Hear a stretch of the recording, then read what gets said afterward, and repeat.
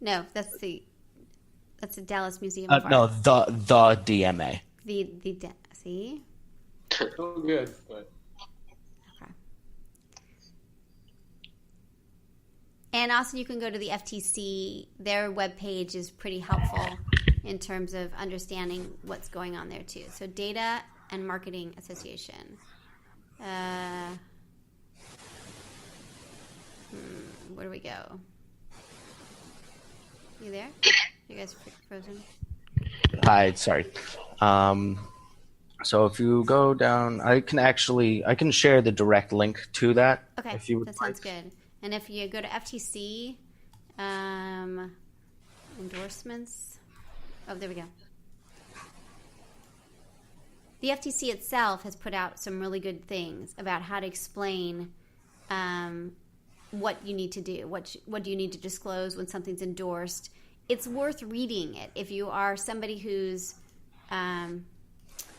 doing this. I'll do that in just a second, Thomas. If you're somebody is someone who's getting endorsements, or you're a company that's doing this, this is super important right now. The FTC is really cracking down on this, and they put out these examples of like good examples and bad examples. I think the best one I've seen so far is Pat Sloan's website. She's very clear and has the sort of what it is that she's doing. So that's a really good example. So again, if you go to the FTC, you can look at their particular, and then we'll add this in as well. Okay, so let's go to this one. Well, let me do it. Hi, babe. I'm almost done. We'll be on in probably another 6 minutes at most. Does that sound okay? All right, cool. All right. They can't come in here. Yeah, they can go downstairs. Yeah, that's fine. That's fine. Okay, so let's go here and see. So if you then scroll down from there.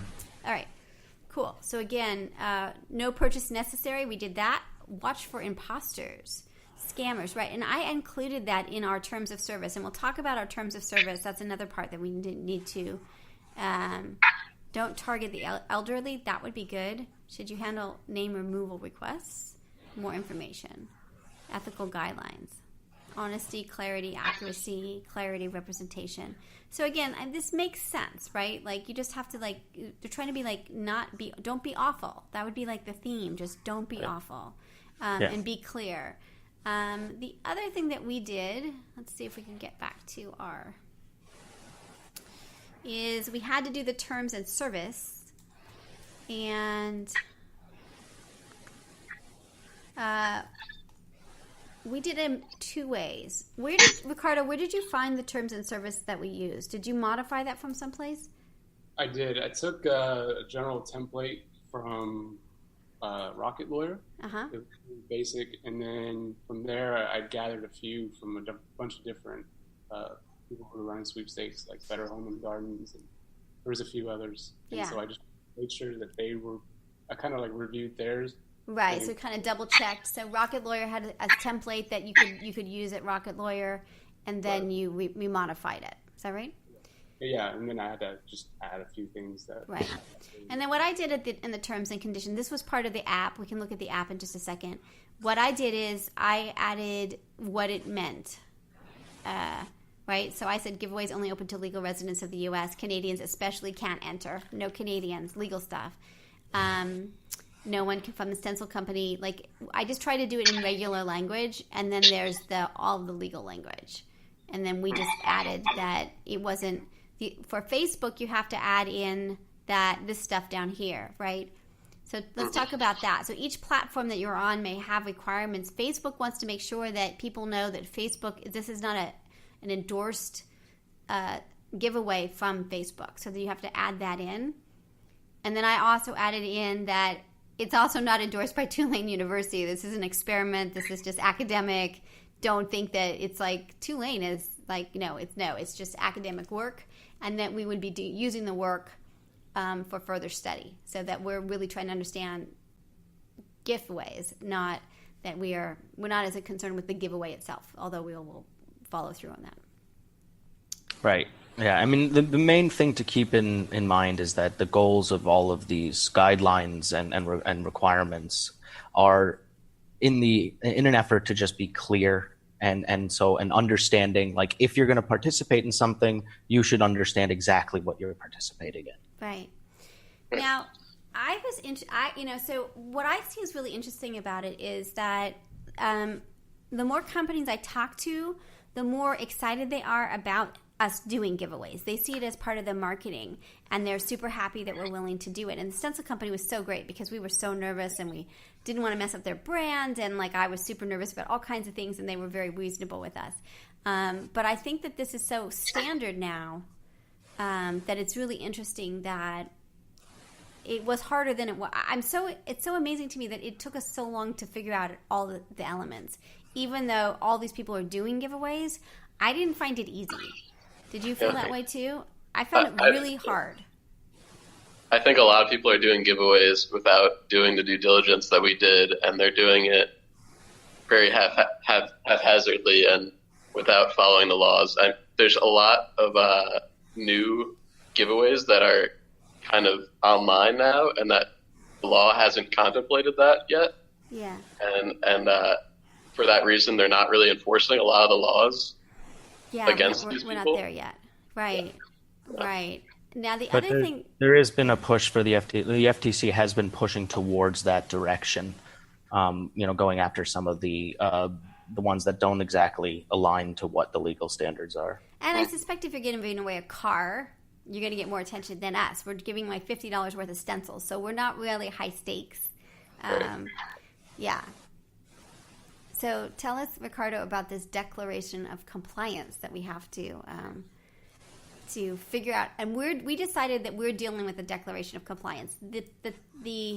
So the declaration, once somebody's won, what do they have to do? And it was on the burden of the sponsor, which seemed to me crazy, because that's a lot of work to suddenly make the sponsor do. To make the stencil company do the declaration of compliance didn't seem right. So we've taken on that burden. But tell us a little bit about the declaration of compliance. Right. When somebody wins the award or the prize, we're going to contact them. They're going to agree to our terms on how to get it out to us. But it's important that they don't actually have to pay any money. Right. And that they're not Canadian, and they're not a member of the stencil company's company. Like all the things that we said, we have to make sure they comply with the rules. Because if it turns out it's, the 3-year-old from the stencil company, we can't do that, right? Because that was part of the rules. It's just a read-through of making sure they complied with everything. And right. And if they don't show up, then we pick another winner, right? Yeah. That's right. Okay, so that's interesting. The other aspects of this was, how do we promote it? So now we've got a sweepstakes going, and who's going to come?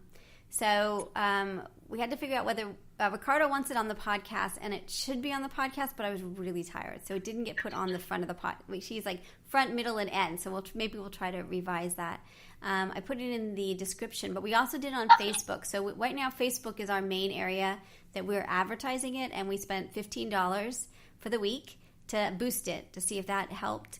And then the other thing that happened is, like, my quilting army, I'm trying to get them to participate, because what we're seeing with these other groups, and I've been monitoring and observing it, is that even if you have like 120,000 people in your group, there's only like under 500 that are participating. And so what we're trying to do is push our participation up with our group. So our group is about 230 people right now, and we're trying to get them all to be entering every day and like try to push that. Now maybe we don't need to. Like, maybe it's just like we're pushing for no reason. But one of the responses back is like, well, I don't really like stencils. And I was like, no, like, it's not about the stencils. I mean, I know it's about the stencils. But, like, if you win, you can, like, we'll just have another, and you don't want it, we'll just, have another contest or give it to somebody or whatever. Like, don't claim your prize. But it was hard for me to explain to them that, like, what we're trying to do is, like, become an army. That when something happens, we want them to show up and participate and have earning power and buying power, because, like, when we do something like this, all of them do it, right? Like, our army goes into action. So I don't know what's going to happen about that part, because these giveaways are not that successful, right? So I just talked to Seth about his. He has 30,000 people, and 350 people entered. Wow. Yeah, and those are interesting numbers. So we're trying to do early and often, like they get to do it many times, have them get used to it. But I don't know about that part. Like I don't know what success is with a giveaway, on how many people, what is it, entering, what is a successful giveaway, and I don't know. But that's one of the things we're going to try to investigate. But it's interesting because I keep saying, and I have all these posts ready to go to say, like, go do it, go do it, go do it. And then finally, in like 3 o'clock in the morning, 3:24 actually, I was like, you know what? Maybe it's better. Your odds are better if you don't. If you really, if we had 5, then like you get good odds. So maybe we don't want to push it. I don't know. So it's weird. This whole giveaway thing is super weird. Yeah. I think you're trying to get people engaged, and I think the more giveaways you do, the more people get in a routine of seeing that you're doing something, and they start to look for it, and you just want people to be more engaged with wherever they're finding you. So on your Facebook page or on your website, the giveaways just help people, give them an incentive to go there and keep going there and go back. And yeah, it's very. I mean, I think some of the issues with some of the free giveaways is that some people sometimes become skeptical when it's a free.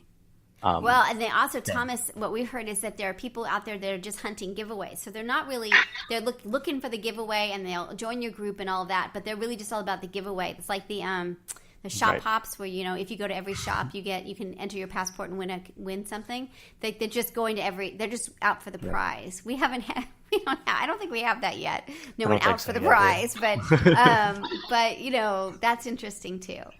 And then we also had comments today of, we feel like the podcast is enough. We don't really need a giveaway. So don't change the atmosphere by having contests and things like that. Other people were super psyched about it. So I don't know. For us, we're really, from my side of it, I just really want to experience and understand that rule and how it works, and can we do it successfully? I don't know. I don't know what success is. So, Right. I like it because I think you're trying to start a community, and I think the giveaways generate this goodwill and positive feeling that people feel like you're helping them, and they want to contribute they see that you're giving away something for free, and it makes them feel like they're part of the community. Yeah. Now, and who doesn't like winning? Like winning something. But we also want to do presents. We want to do, just like you've been so awesome, we're sending you something presents. So we have to see legally if there's any problem with that, of just gifts. I don't think there is, but just giving people random gifts, and also contests and other things. So we'll keep working on it. I think the other component is who. We're going to send the name to Stencil Company, the name and address. So they'll send it directly from there. That way they can just choose it, do it, and all that. So that was another component of it, as making sure you know in what context you are you're doing it. So that's giveaways. Anything else to add that we haven't discussed about giveaways? This is not legal advice. This is a law professor and 3 law students. So if you're going to do a giveaway, go to the FTC website. That's a great place to start. Find a lawyer, or do self-lawyering, or go to different places around town. But FTC is a really good place to start, I would say, the FTC. And we're also going to put up our, if you go to our if you go to our Facebook group, we are already put up Kyle's overview, and Ricardo's got some materials as well. So all of that will be there if you want to take a look at what they did. Again, they're law students. It's not legal advice. They're not lawyers yet, but they are doing legal information to give you a start. So anything else before we end? This has been super helpful. We're going to post this as part of our giveaway week this week. I think one other thing just kind of to mention is that, the FTC is a has controlling interest for these types of giveaways and sweepstakes, but it's also the United States Postal Service has rules as well if you're doing any mailing out giveaways, and so does the FCC. and then there are certain things also with the DOJ. All right, so now you just totally scared them, Thomas.